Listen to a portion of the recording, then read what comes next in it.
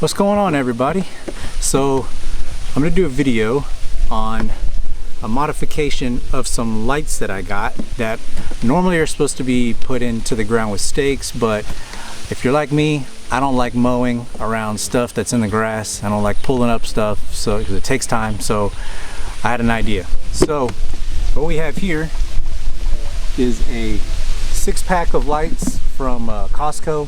They ran about $50 or so, and if you see, it's got a spot in the bottom for the stakes, which are right here, but we're not going to use the stakes.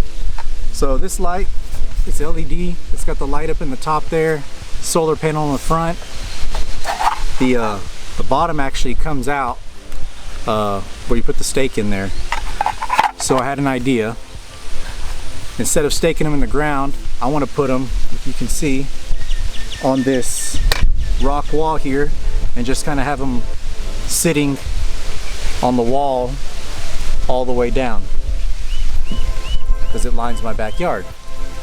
So what I did is I pulled this out, can of beans, ate the beans. It slides in there perfectly. So what I'm going to do is I bought a bag of pea gravel from the hardware store. I'm just going to get it, fill it up with rocks, stick it in there, or actually I still have the lids that I took off, so I can put the lid on there, glue it if I wanted to, so it acts as a weight. Put your can in there, and then I can set it on this wall, and hopefully the wind doesn't blow them over.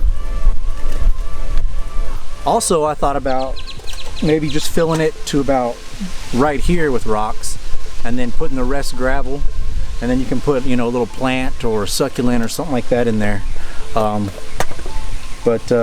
So yeah, that was my little modification for these lights. Can't beat it for a couple dollars.